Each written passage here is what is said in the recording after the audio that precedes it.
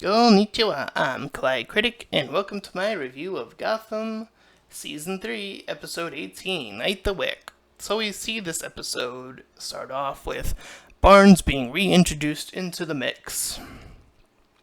So, while that's going on, we see a little breakout happen, and this owl guy fights on with Barnes, I believe, and the Mad Hatter is watching on. After the fight, Barnes meets with Catherine and gets put away. So, Strange, the doctor we've seen in the right of the screen here, meets with Catherine. He's actually stuck with her at the moment, as he puts it later on. But Lee talks with Harvey about wanting to open the investigation, and Harvey says that nothing is going on, but she still wants to see what is going on regardless. She knows something's up. So Poison Ivy talks with Tabitha, trying to look for Selena, and she hears that something bad has happened to her. So she checks in the hospital and sees that Selena is out cold and has no options left, according to the doctor. So she gets some perfume and gets to work. So we cut to Strange once again, and he mentions how he's held against his will, and how they are able to spread the blood, being Alice's blood, via this this red mist.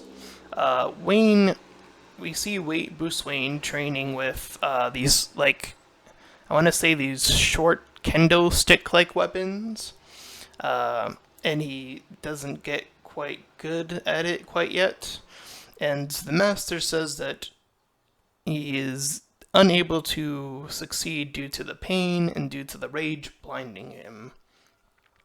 So Harvey calls Jim and warns him, and they talk about the weapon, and then Harvey warned Jim about Lee's call.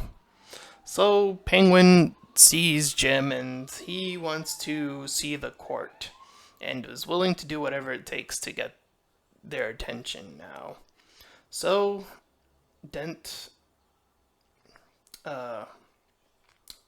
Jim is at Catherine's house, and they see Bruce Wayne's card there, and he takes it for himself. So he then tells Catherine about the Penguin because she arrived there and he just had everything else. So Jim discovers how they will spread the virus again, as I mentioned, through Alice's blood. And they also figured out that they have Barnes with them. So, meanwhile, Poison Ivy takes these several plants into Selena's room. So, Bruce's temporary master offers to release the pain and suffering.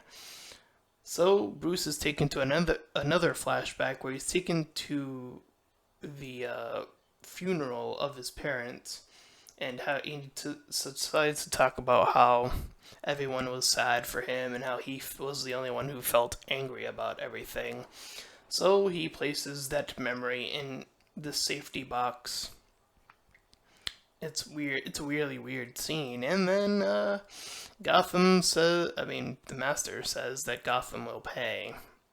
So Gordon and Harvey decide to check out these facilities where the blood was being pumped into this guy, and he goes nuts. Gordon is saved, strangely enough, by Strange.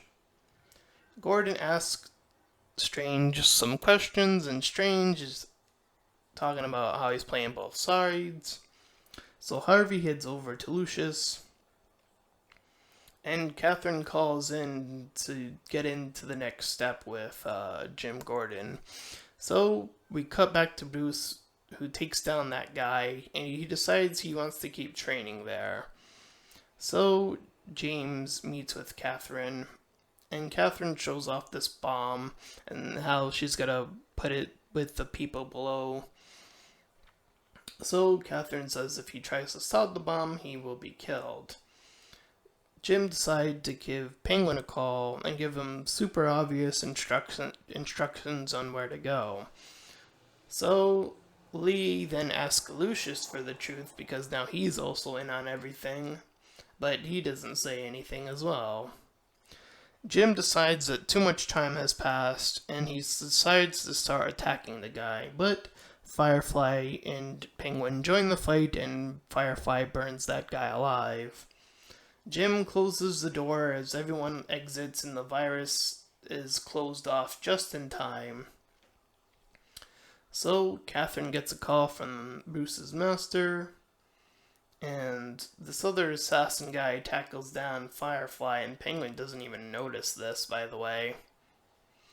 So we cut back to Selina, who barely wakes up, but she's on the warpath now to kill the fake Bruce, I assume. So we see that Lee now wants to leave Gotham once again, and Jim tells her once again about how he killed Mario, and he goes right back to this, and Lee decides to walk out on him once again. So Catherine noticed that the drawer was tampered with, and she decides that she wants Jim killed.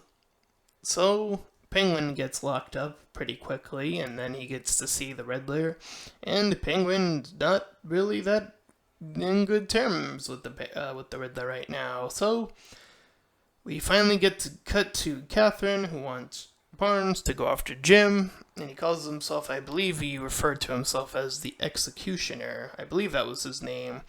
And he's gonna go after Jim. So that's where we're heading off next. And it looks like the next steps in Bruce's training is going back to Gotham already. I thought he was going to stay there a lot longer. I thought he was going to stay there really long time. I thought he trained there until he was like an older teen or an older adult, but I guess we're going to see him arrive back at Gotham a lot sooner.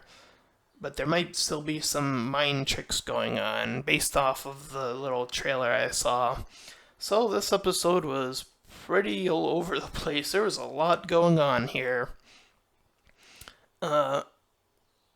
It's all coming down to the court being this big, overpowered, big, non-stopped force that no one really wants to mess with. And they really do have some crazy trained assassins, so yeah, that's about that.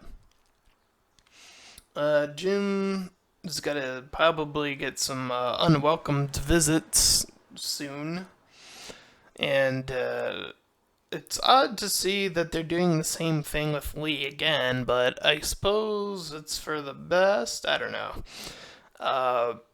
We'll see if Selina and the whole cat thing is gonna lead anywhere. I don't know yet. It seems like they kind of made a reference to the movie version, the Halle Berry one, a little bit. But I think it's okay. I think they didn't overdo it with the cat, like, spewing mist into her or whatever. But I mean, this version of Gotham does seem to have otherworldly powers to it, so I think it's fine what they're doing with her so far. And that concludes this review of Gotham Season 3. So if you enjoyed it, please feel free to like, comment, and subscribe. Until next time, everyone, bye!